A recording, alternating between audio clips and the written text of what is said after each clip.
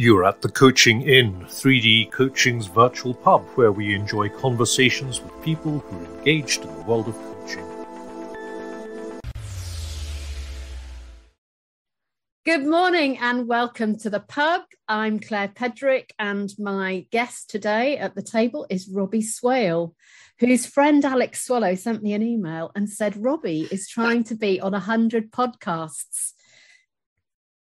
Would you like to invite him? So Robbie, welcome. What number podcast are we? Oh, good question. I think it's like about 17 or 18, this one. Good. So we're recording this in the middle of April. So it's like I'm behind a bit, but not miles. And I didn't really get going until a few weeks into January. And in terms of ones that are kind of scheduled, I've got a few more in and confirmed a few more. But yeah, I love that intro that Alex did for us. So Alex is one of his kind of the big body of his work over the last few years has been about influence. Probably for most of the time that I've known him for about, wow, it's getting a long time now, like maybe 10 years, maybe 11. And for most of that time, he's been thinking a lot about influence. And I think one of the ways that he influences really well is by connecting people to each other with a lot of enthusiasm.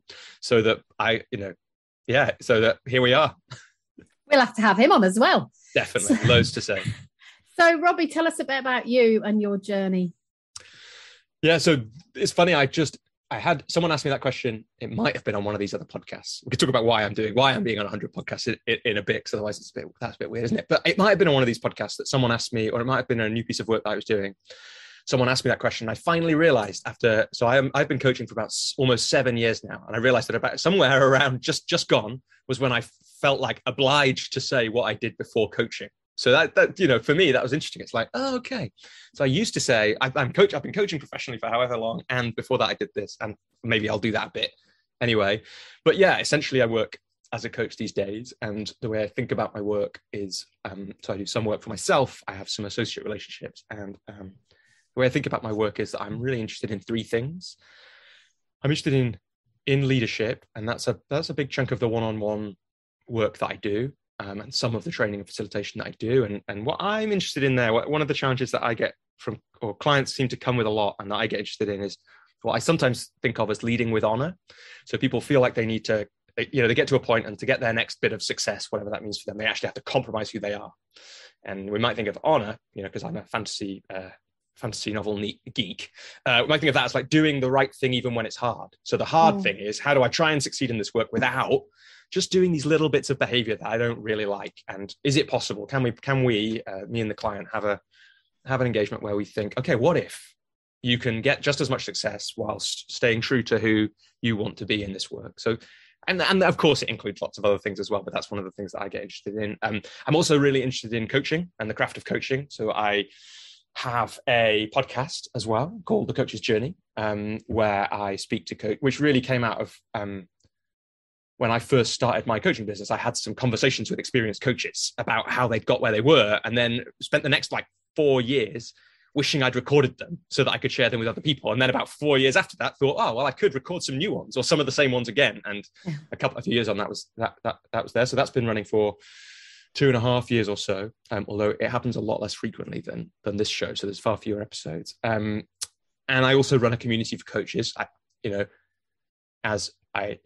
that there's a lot of coaches come out of their training and they're thinking, how do I make this successful? And what's the right support for me now? And it's lovely that some coaches think that I'm the right support for them at that point. And we have a lot of fun together in that community, which includes Alex. That's why that's part of the way we work together.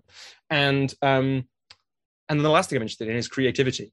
This is like my personal, in some ways, my personal struggle over the last few years, especially as I was starting my business. When I say creativity, I'm interested in that in lots of ways, but one of the ways is, why do we sometimes, so many of us, really want to do something, and on the surface know that we want to do that, and then weeks, months, or years go by and we haven't done it? And that happened to me in a few different ways in my life, and certainly as I was starting my coaching business, that was really rearing its head, because there's all these ways that you have to kind of put yourself out there in the world. And that was always part of the stress for me about the creativity piece. And that's where, so I published my first book at the end of last year, and that's what that's about. The book's called How to Start When You're Stuck. And it's really the story of how I used a writing practice, a short writing practice to kind of break through and then gradually develop confidence in sharing things with the world and some of the things that, the things that I learned as I did that. I've had a really good dip into your How to Start When You're Stuck book, Robbie, and it's really interesting, and it has lots of connections for me, because my blog is going to be on its 1000th edition. Wow. In June. Wow, congratulations. Thank you. That's amazing. But I wrote it like you did. Not on the train from Clapham Junction to Waterloo, but just noticing one idea and writing one idea really quickly and then getting it out there really quickly. I think there's some real good stuff there about not over processing stuff. I know, there are things that we need to do where we do need to over process, but the thing I like most about your book is how little you got obsessed by it. Say more about that. So you say that when you wrote the blog on the train, the LinkedIn post on the train, you'd write it, you'd have one look and then you'd upload it. Yeah, that was basically the practice. Yeah. And then in your final chapter, you fess up, don't you, in your book, that you didn't quite only have one look. Yeah. But you only had like 2 or 3 looks. And there's something about when's good enough, it's good enough. So, How to Start When You're Stuck. Maybe one of your next books could be, how to know when good's good enough. Yeah. Or maybe I will call that. And so there's a few things I could say there. First of all, I really like your blogs, and it gives, I've read a few of them, and what's not 1,000. What's great about it is that there is just this way of it's just like, here's an idea. And I hope that that's what mine is like. And the book is a compilation of those. So it is a different approach to that challenge of starting when you're stuck than some people would have, because essentially in the book, what I'm saying is, look, here's how I did it. And then here's a load of ideas about starting that might be the one that really makes a difference to you. But certainly one of the lessons I learned from that is it is exactly that thing about when is good enough. And I kind of thought that good is good enough when I'd done loads and loads of proofreading on something, and I'd thought about it loads, and probably I'd written an academic paper on it. Ideally, I had got a PhD in the thing, and then I'd written this article, right? And what I learned is, kind of, what would we say, 80-20 rule to the extreme, that if you just sit down and write something, especially if you practice that a bit, the first ones weren't that good, and then I'm on about 200 and something now, and that, they're much more complete, and I'm much more skilled at doing it because I've done 200 and something practices.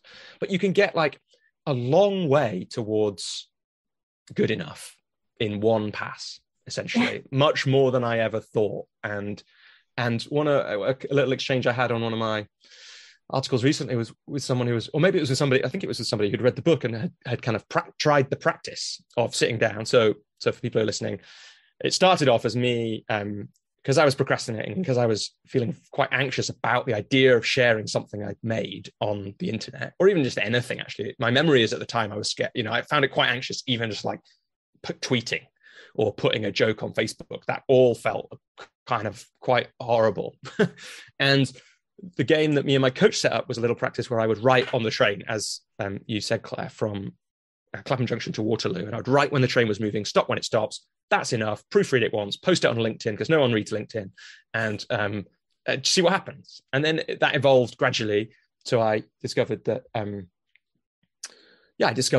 a few people did, and some of them quite liked it, and it felt it wasn't necessarily a nice or easy thing for me to do still at that point, but it felt like a good thing to do. It felt like the right thing to do, even though it was hard. So I kept it going then as a weekly practice, and in the end I stopped getting the train as much, and I checked how long the train was, and it was about 12 minutes. And so I set a timer now for 12 minutes, and write while the time's going, stop when it stops. And that's my way of making sure that I don't get lost in making it good enough. That I just go, look, here's an idea, here's what I can think about it in 12 minutes, and there it is. And someone had taken that idea, and having read the book, I think, and written something. And in the discussion on that post, it was nice because there was this, it was like, oh yeah, you can actually write a surprising amount in 12 minutes. Yeah. And I've done it a couple of times. I've had this like idea that I would at some point in the future write a longer piece about something. I had this kind of insight about branding, which we don't need to talk about, but like, what we could do. But I thought that it would take me sitting down for an afternoon to do it. And then one day I just thought, maybe it's that piece has been that idea has been sitting around in the back of my mind too long now. It's annoying that I haven't written that piece. Maybe I can just see if I can do it in 12 minutes. And it turns out I could. And I actually have no idea what if I'd spent 3 hours on that, I have no idea what more I'd have written than I essentially did in the 12 minutes. I have a theory, Robbie. I'm going to run past you. I think that every big book has got one thing in it. Yeah. And I just think every big book's got one thing in it. And I often say to people when I share ideas with people on courses and stuff, you probably don't want to read this book. There are some books that are worth really reading and digging into, but often there are books where the one idea is amazing, and then there's an awful lot of book around it. Yeah, it's really true, isn't it? And you're right, there are some, and a couple of like popping into my mind now where I'm like, but in the way they stand out because they've got more than one idea in it, or they stand out, or sometimes it's worth reading it. In my experience, for me, if like the idea is so basically, if your whole viewpoint is going to be changed on something, you probably need a book's length of time hearing that idea again and again to actually change. I needed that long anyway to actually change my mind on something, and so sometimes that's really useful. But yeah, just what's interesting. One of the things that's interesting about that is the reason I'm doing this 100 podcasts challenge. There's a few reasons for it, but one of them is I realized, like, when I was thinking about my book and I was thinking about what is success for the book, and I did some work with Robert Holden last year, and part of his work is around success, and what he, the two questions are, what is success? And then once you've answered that, but what is real success, with the italics on real. And when I did that for the book, like, success is, of course, selling some books, and maybe having some new people who I wouldn't otherwise come across or connect with or work with. And when I got to real success, it was pretty clear, that I just know what it's like and remember what it's like to be in kind of creative hell where you've got this idea and you want to do it and you can't and you don't feel able to. And I realized that real success for me is someone, saying to me, because that's the only way I'll know it's happened, I've been wanting to do this thing for years and I've been procrastinating or I've been afraid, and I came across your work and I finally started. And basically I realized exactly what you've said, that they could get that by reading the book. But to be honest, we can shortcut that. And we've done it in the last, 15 minutes, because we've essentially told the story. We've talked about this thing, which is that it doesn't have to be as good as you think it is to have the impact you want it to have. Mm. And there's enough there now that if someone wants to sit down and do a 12-minute writing practice, they can do it now based on the last 10 minutes or whatever it is. And I think that, so people can go off and buy my book if they're listening to this, of course. And there's lots more ideas in it than that. But that's one of the reasons that I decided to try and tell the story a lot. And the reason I set a challenge, which I think is interesting for coaches, because it's something that's been really helpful to me in my coaching business, is for me, it doesn't work for everyone, but it does for some people. When I set myself a kind of semi-outrageous challenge, I don't know 100 people that have podcasts. That's 2 a week. I only work 4 days because I do a day with my daughter. Like, I'm quite busy. It's quite hard, but if I set myself that challenge, what's a load of things that are interesting happen. I stop procrastinating as much. I get out of my own way. I say yes to stuff which I might otherwise be nervous about saying yes to. Like, I'm doing a talk for a bunch of people at Deutsche Bank in a few weeks, and I just had to say yes to it as soon as my friend connected me to them, because I knew that counts. And it gets me creative, and it gets me to ask for help. And that's, and this is again an example of that. Like, I put it out to some of my communities in different ways. Can you help me with this? And someone helped. And I'm not very good at asking for help, so that kind of stuff all really helps. And in my coaching business, I've done this kind of thing with inviting people into coaching conversations. So how do I just get comfortable? So it's a great way to practice that. And I think we set the challenge for me to do that 30 times in a month once when I was just starting out. And it's amazing the seeds that get planted when you do something like that. So I just wanted to kind of put that in as well, because it comes from, because we're here, to a certain extent talking about coaching, and that was super useful for me. I did that, and then I did a proposals challenge as well. So one where I have to again, to get to practice the money conversation, essentially a slightly different challenge for that, because both those things, saying, I might be able to help you with this. Would you like to just do some coaching as a gift from me? That used to be an excruciating thing for me to do. Just like saying it costs X pounds to work with me for Y months used to be, just like writing an article on the train and then posting it online used to be an excruciating thing. And what's interesting about turning all that into a book is I start, you may have had this, I'm sure this has helped with your coaching when, given the book that the coaching book that you've written, it's like, once you've written the book and you've put the ideas into a place like that, I start seeing everything through the frame of the 12-minute practice. And it's like seeing all the impacts of that. And one of them is just how important practice is, really. Yeah. I love the say yes. Yeah. It's such a difference. Like, it's just, I don't know. I've been through phases in, I think lots of people, you see this if you work with people in organizations, I see it, you get to a certain level of success in an organization. And I think you do in a kind of coaching business by saying yes to everything and then having a can-do attitude. That's really useful. That at some point, that's a really, I feel like most people have to go through a phase of saying yes really tactically instead and saying no a lot more. And then what's interesting is you can get trapped in that too much as well. And, certainly this has been good for what I've noticed about the saying yes piece is, there's a load of things that because I've been being very careful about my time in the last few years to, for example, to make sure that I get this book out and the ones that in the rest of the series, because very useful to write a book about procrastination, because then when you're procrastinating on it, you see it perhaps a little bit earlier than if you're writing the book on something else. But Claire, I've totally lost my thread there. I'm not even sure what I was going to say then. That's so funny. When I started out in coaching in the early 2000s, the late 90s, I met a coach called Mark Forster, and he was no good at time management. And he wrote a book called How to Get Everything Done and Still Have Time to Play, which was quite a bestseller for quite a long time. And the reason people bought it and the reason people liked it, I found it really useful, was that he wasn't very good at it. Yeah. And most books like that are written by people who are ninjas. So I love the fact that you're a procrastinator and that you've written a book about procrastination, because I don't want to read a book if I am a procrastinator. I don't want to read a book by a ninja because they don't understand me. Yeah. And it's like, it does feel like, I don't remember who said this. If you know this, I'd love to know. I've definitely read it somewhere, that mostly people write the book they need to read on some level. And I definitely, it's been so obvious in the publishing process of this first book that that's been true for me. And it's so useful. The podcast challenge is another good example. I was getting totally overwhelmed by it, right? The first few weeks, I was like, why have I said this? What an idiot. Like, how am I even going to get close? And then I remembered, I know how I do this. I know how to deal with my overwhelm of the scale of things. I set aside a small amount of time every week.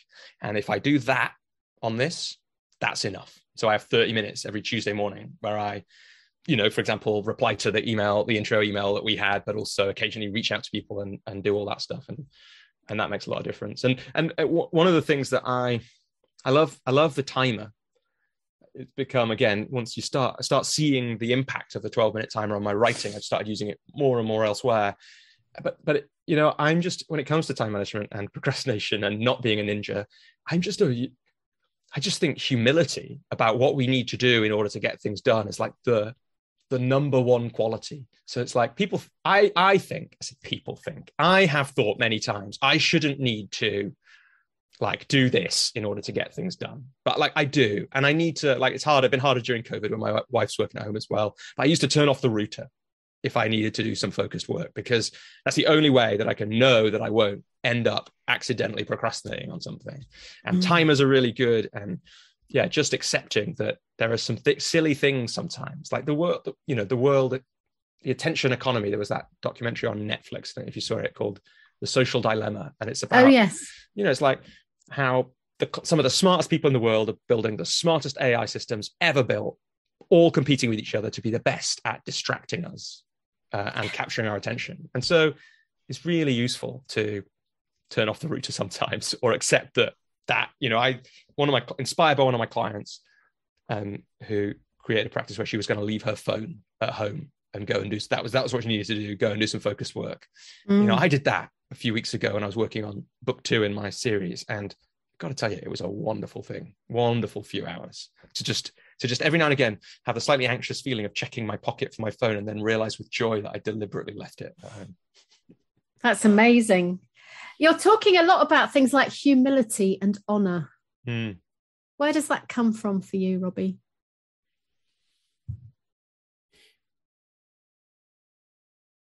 So I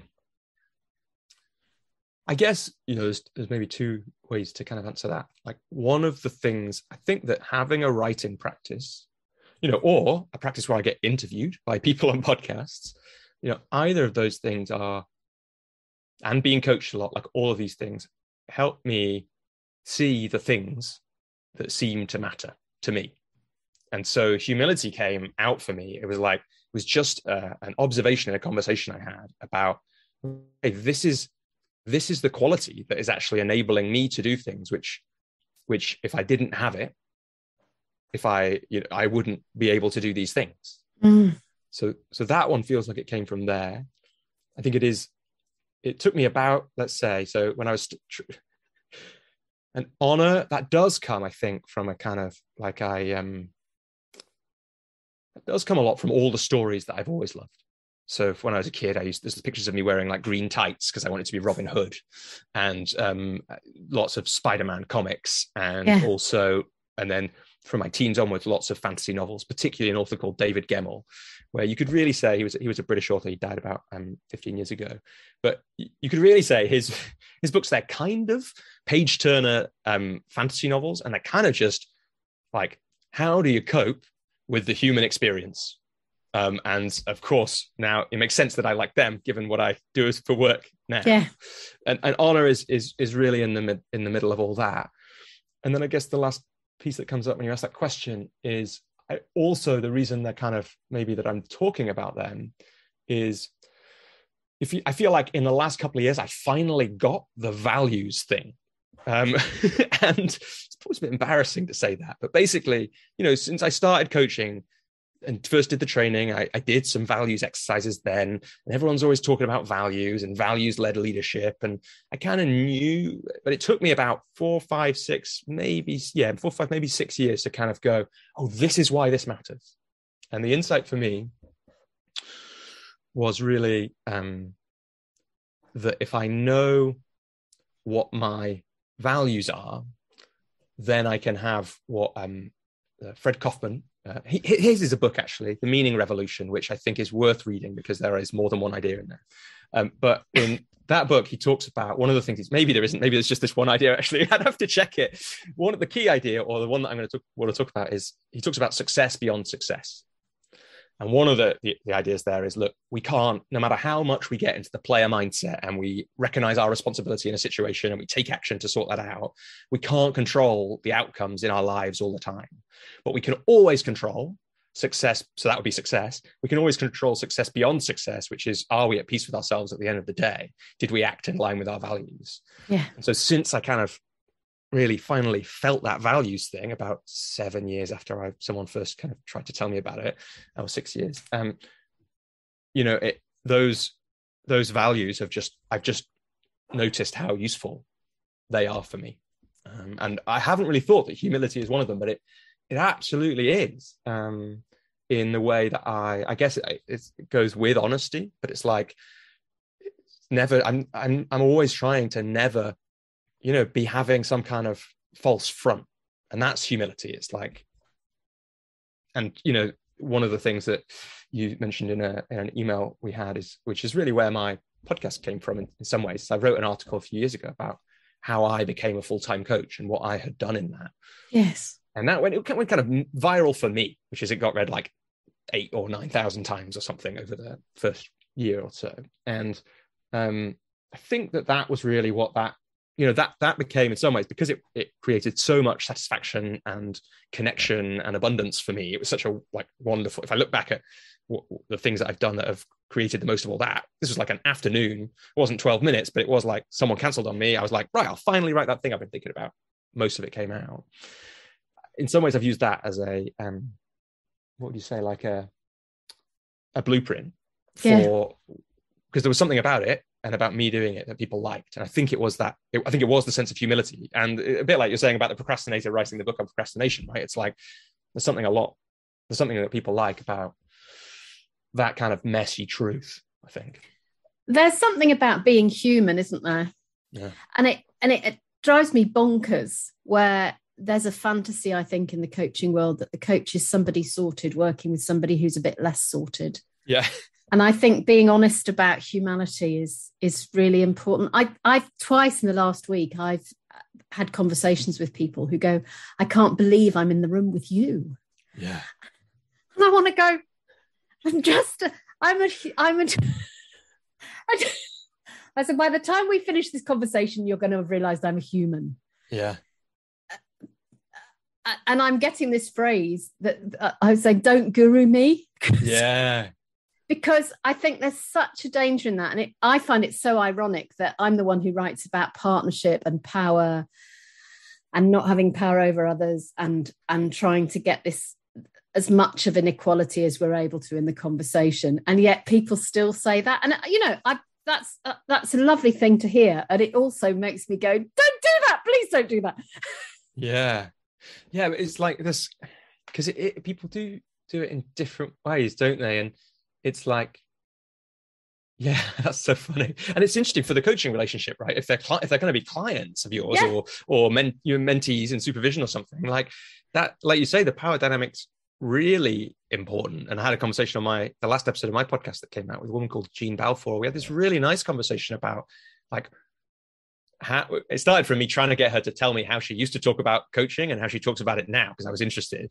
And we just got into this really interesting conversation about language and how, the word coach is interesting for that. And I think she did a lot of training with Nancy Klein in the early days. And so she was talking about thinking partnership. And in a way, what we were saying is that describes it better. And one of the reasons it does that is because it's got the word partnership, not later when people look up on the ICF website what coaching is, but like here when we first talk about it and you get that balance. But yeah, it's also funny though. I have to it works, that guru thing, it works both ways. I have to it's good to remind yourself what you look at like from the outside sometimes as well. Cause like, I feel like messy me, essentially, I still feel like the little boy in green tights, like a lot of the time, and who was shy and didn't want to go to school and all that kind of thing. And it is then you get lost in the who am I to publish a book until and I had to I got some nice people to write nice things who I'd worked with on using essentially the 12-minute method on things or who I'd helped with those procrastination things, all that kind of thing, to write little things to go in the front of my book. And as the published line was approaching, I had to read that quite a lot. I had to keep thinking, oh yeah, but these people say this about me, so perhaps I should publish this book instead of just hiding. So it's like, not only do you not want to be gurued, but you also we have to not underplay the impact of our work, which is the kind of, I guess, the other side of that. It feels like the other side of that coin. I don't know if that makes sense. Yeah, and we've got some interesting conversations coming up at the Coaching In actually around that edge, which is, how do you not overpromise? Yeah. How do you also acknowledge that there will be outcomes from, people need to know what coaching's for, don't they? Yeah, it's it was like, I've definitely been guilty with clients of essentially letting us together overpromise. It wasn't always me, but I think that there's something wonderful you can do as a coach. My friend Mike says, even by sitting down with somebody who wants to make a change in their life, you're doing something wonderful with them. You're basically believing that the change is possible. And certainly by agreeing to work with someone, no matter what they've said, it's like an amazing gift you can give, because you can say, you basically, by just hearing what they say about what they want to change in their life, and then not saying that's ridiculous, you're saying, I believe this is possible. And it's a really powerful thing and a fun thing to do with clients, just to push that sense of possibility. Because my experience has been that often people, including me, are not very good at knowing what's possible. Mostly, I think we underestimate it, especially if you're going to sit down with a coach, a couple times a month for a few months. That makes a lot possible that wasn't possible before, just from the amount of thinking energy that's going into whatever it is people are working on. But I've definitely been guilty of the overpromising piece, of having an ambitious goal. I guess the equivalent of 100 podcasts in a year, right? You've got to hold that. That's got to be held with the right amount of seriousness, some and not too much. And then what I've really learned in the last couple of years of my coaching is, and we just need to be real, in the way I've approached some of that, what you've just mentioned, is being really explicit that it's really good to set these ambitious goals. And we have to accept that, unfortunately, if, really look for it, like if this is actually outside the control of two people who are going to meet, 10 times in the next 3 months, then we have to accept that at this point and think, well, what are the things which are within our control that two people can actually do in these conversations? And we have to measure our success by that to a certain extent. That's tricky. It's a real balance. And I definitely, like I say, I've made mistakes. I think what is it? So it can be quite damaging to people's self-efficacy and confidence to set an ambitious goal without saying, we might not be able to achieve this because it's outside of your control as a human. Yeah, it's interesting. I did some work probably 20 years ago with around ambition, with people whose values meant that they thought ambition was a dirty word. Yeah. And I used to talk to them about the concept of what I call possibility-centered leadership, which is actually, I believe I could. Which has got a sense of direction to it without I must grab it at all costs. Yeah. Because it's really important to have the I believe I could. Yeah. And that again, maybe that's that thing that Mike's saying about, like, when you sit down with somebody and, you believe they could as well, which can be a really magical thing.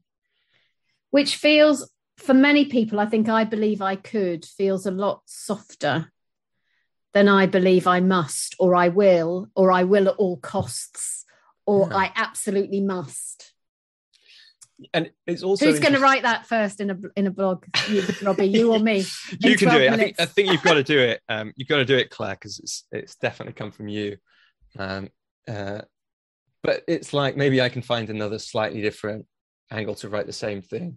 But well, that's the thing that I've learned about from writing. Like, it's okay to write the same thing that someone else has written. This is, I really felt, didn't feel true. Like, because what's good, did you say? It's like, is good enough? Like, yeah. It wasn't, if it felt like I was just writing someone else's idea. I've just completely changed on my mind on that. In fact, I think that probably one of my strengths, in fact, now that I'm saying this, I can hear that I've just done this a bunch of time in this conversation. One of my strengths is kind of collecting ideas and frameworks and then sharing them with people. And, we talked about Kaufman and Robert Holden and all kinds of people in this call. So I think you should write that. But for me, it's like, it is a really lovely frame. I believe I could. Yeah. What I love about what you said, though, is that you always credit the person it is. And actually, that's all that matters, isn't it? Because yeah, I'm like you. I often say so-and-so says this, and then just leave it and let it make its own meaning in somebody's life. And it's far better than some contortion trying to tangle it up and make it my own and make it sound as though it comes from me when it never ever did. Yeah. Yeah, absolutely. So let's just go for simple. Somebody, Sarah Klein, who was on the podcast a few weeks ago, she posted a quote this morning on LinkedIn. I can't even remember what it was, but I looked at it and I thought, I'm just trying to find it because it was brilliant. And I've got no internet. So I looked at it and immediately made my own meaning. Yeah. And it was just a phrase. Now, if she'd turned that into an article, number one, I probably wouldn't have read it because I was just flicking. I was actually checking you out on LinkedIn. I was doing the same thing probably at the same time for you. TBH, Robbie. Yeah. But I know that I'll go back to it and I'll probably write it down. I'll probably stick it on a Post-it somewhere and think about it. And I'm sure that I'll share that with somebody, but I'll share it as from who it belongs to. But I think often in coaching, what happens is people go, I have a concept that I once read in a book, which I think I can use in this conversation. So then we start listening to use it. And then we also start listening to make it listening to them and to the thing that we're remembering to make it our own. Yeah. And by the time we bring it in, it's just a bit tangled up and a bit of a mess. Whereas actually to go, do you know, as you say this, that quote from whoever comes up for me. I mean, the one that's most meaningful for me is the Maya Angelou quote that says, I belong everywhere, I belong nowhere, no place at all. The price is high, the reward is great. Yeah. Somebody offered that to me and I sat with it for like 5 years. Yeah. Well, there's so much in there. You know, I think on the coaching level, like you're so right. It's just like that. I can just imagine myself doing that thing you just said about the, you know, thinking about the framework, trying to listen to everything at once. And it's just like, there's so much going on at that point that you almost can't possibly be present. And then you go, let's talk about belonging. Yeah. because I've got a really good quote that is kind of inspiring the next bit of this conversation. Just say the quote. Yeah. And like I think like it was a big shift in my coaching when essentially I did a training course that was about this really. It was about presence. They didn't call it that then, but it was about, well, if there's a strong, like the power of learning to listen to ourselves to know like, right, what's the intention of showing this? Is there an intention that I've got this cool quote about belonging that I desperately want to share? Because like I read it this morning, I think it's amazing and I want to share it with everybody, even you, when this is nothing to do with client, when this is nothing to do with belonging. Or is it just like when you, exactly what you said, like when you said that, this came into my mind. Yeah. Here it is. And seeing what happened. And when I started doing that, essentially, partly probably because my mind was much less busy because I wasn't thinking, how do I help this person and what do I do with this framework? I was just thinking, what idea comes into my mind right now? The coaching definitely got more powerful. I just wanted to say I had this funny insight about sharing things the other day, and I haven't had any. I want to share it partly because I haven't. I'd forgotten it, and it's one of those things. You know, one of my dad's old friends is a storyteller, and he said that when he learns a new story, he tells it to himself twice within 24 hours. And if he does that, he's pretty much got it forever. You know, wow. because in his mind, because when you're a storyteller, you don't know all the words, right? You just know the story and you inhabit it essentially. So even if he was driving himself home by himself, he'd tell the story. And so I'd try and do that with things. And the insight that I had, I just noticed that I think I used to share, you know, the Robert Holden, what is real success question and credit it out of a defense mechanism. This is just quite an interesting insight into my psychology, maybe people's psychology. It used to be like, I don't want to be present in this. So I can essentially hide behind the ideas of other people.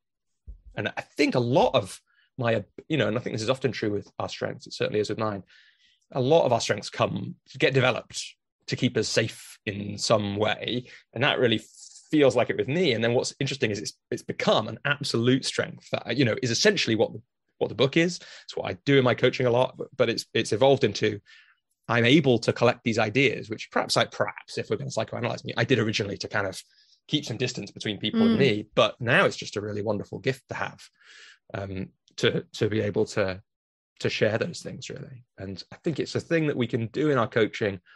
And we just have to be, you know, and I don't always get it right. Definitely. I don't want to say that. I'm much, much better than I used to. And sometimes I'll share an idea. In fact, I often contract with clients on this at the start of our works. Like sometimes I will put some ideas and things into our sessions sometimes. I'm not going to be a coach who doesn't say anything to you and just gives you your own language back. That's not me. Like, that's what we're going to do. But full permission to just say, that's not very useful right now, Robbie. Let's move on to something else. And it's great when they do that. And sometimes I'll do it. I'll be like, oh yeah, that thing I just said, I think we should just forget that. That wasn't really it, was it? Or, you know, it's the same as when someone says, can you repeat that question? It's like, I don't think so, because I think it was a terrible, convoluted question. Let's ask something different instead. So now I've got 2 blogs out of this conversation so far. Oh yeah, what's the second one? The delete button. In coaching. Yeah. Yeah, nice. Yeah, that's really good. Yeah. Well, it's funny, like, because you can, one of my guests on my podcast, I don't know if you've come across this, Claire, maybe you use it. I haven't, but there's this software called Descript. Have you come across this? No. So it's a podcast editing thing. So what it does, it takes your audio or video and turns it into a transcript. So that's great. It's a very accurate transcripting tool. But the amazing thing about the software is you can then edit the audio by editing the transcript. So if you delete the thing on the transcript, suddenly the audio gets edited. So that's essentially what, we can just do that in our coaching, except we don't have to do that. We can just go, let's just go back. We're going to try something different. Yeah, rewind. We can use it in training, rewind or delete, but I think actually we need to use it in real life. Yeah. So you tantalizingly earlier on dropped in your 12-minute branding thing. So in this, as we wrap up our conversation, just tantalizingly drop in a little bit more about branding. Oh, about branding. Yeah. So basically my friend Nehal moved to New Zealand, and she told me this. She lived in London. That's where I met her, and grew up in the UK, and then moved to New Zealand. And she told me this story about, we were texting or emailing when she just moved there. And she told me this story about what it was like to go to the supermarket. And we lived in Costa Rica for a few months after that, and I saw this to be true then, or actually, maybe I'm getting the timing wrong on that, but I could remember being in Costa Rica, just like when you're on holiday in Spain, and the supermarket is a much harder place to be. And essentially, that's because the branding is different. Yeah. And what branding does, and we can think about this, and we should think about this for our personal brand as coaches as well, is essentially it's a trust mechanism. So it's like, have we got a story or a thing that shortcuts people to a place of knowing what the thing is and trusting it? And then my thought was, I wonder if branding is the greatest energy saver that humans have ever created. Because if we think about other candidates for that, like the washing machine is really high up that list, right? Until the washing machine was created, people, mostly women in the West, and this still happens in lots of parts of the world where they don't have access to them, would spend a lot of time doing the washing, like a lot of time, physical energy, mental energy. And when the washing machine is not only exists, but is available to lots of people, that removes all that, and it frees up all kinds of possibility for humanity. And then the other thought that I had was, there's those stories, I don't know whether they're real, I haven't checked them, but there's stories about both Einstein and Barack Obama essentially wearing the same, like it may be the same thing that Steve Jobs does, although he has sort of OCD element to him. But Obama and Einstein, the stories that I've heard, both said, I wear the same tie, essentially, so that I can use, like Obama's case, I've got more important things to think about in my day than which tie I wear. So I'm going to wear the same tie or the same 3 ties all the time so that I've got my decision-making energy for, how to sort out the country and the world. And Einstein, it's like, well, if I don't waste all my time thinking about what I'm going to wear, I can create theories of relativity. And so what's happening in supermarkets every day is that people are walking down the cereal aisle, seeing Weetabix and getting it without having to go, which one of these, which you imagine if you would, if like it was just a clear bag with the cereals in, you'd be like, the Weetabix looks a bit like shredded wheat and it looks a bit like Shreddies if you haven't got your glasses on, and you kind of have to get really close to it and work out what it is. Or worse still, if you're in New Zealand and it's, there is a kind of Weetabix thing there, but it's called something different, it's a different color, and you've got no idea which one it is, and you have to spend 10 minutes on the cereal aisle, and then the next time you spend 8 minutes, and then the next time 6, and then in a few months you can grab your Weetabix straight away, and the energy is saved by the branding. And so then there's obviously there's questions for us like, how do we do that as a coach? And like creating a body of work, like you've given your story about, I can't believe I'm in the room with you. Another way of looking about that is that someone already knows you, in a slightly weird way, and that's why I can't believe I'm in the room with you. But they already know you by the time they get there because they've read your book or they've listened to your podcast or any number of other things. And we can, as coaches, I would say it's like, if I was going to give 5 things, like the things you have to do, or I think that are most useful to do to have a successful coaching practice, I wouldn't put that in there. But because I think there are other things you can do, like get really good at coaching, that are much more useful than having a body of work that people can get to know you through. But it is a useful thing to do. And it is nice when you get, it's a really different first conversation with somebody when they come having listened to, 20 hours of me talking to people about coaching. And essentially they just want me to say, this is how much it costs. Shall we do this work? And I'm the one slowing it down going, wait a sec, do we actually want to do this? Is that the right thing? That's a really different experience to when you're first starting out. People have no idea who you are. Of course, it's what referrals do as well. They are part of brand. You know, if one of your friends or former clients says, you should work with Claire, she's like this, then the person again comes with a sense of who Claire is and has less to do in that first time, second time they meet you. Yeah. And they've got that quality assurance from their friend, haven't they? Yeah, definitely. Well, Robbie, what an amazing way to spend the beginning of a morning. Yeah, it absolutely is. It absolutely has been. Yeah, I feel really, really good, Claire. Yeah. So how do people get in touch with you? All the places, really.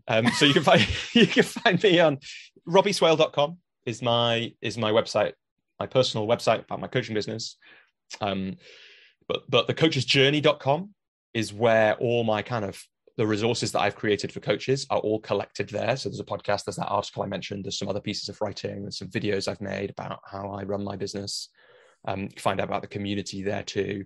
The books on Amazon and the Waterstones website and places like that as well. And yeah, you can find me on LinkedIn. That's where my blog is still.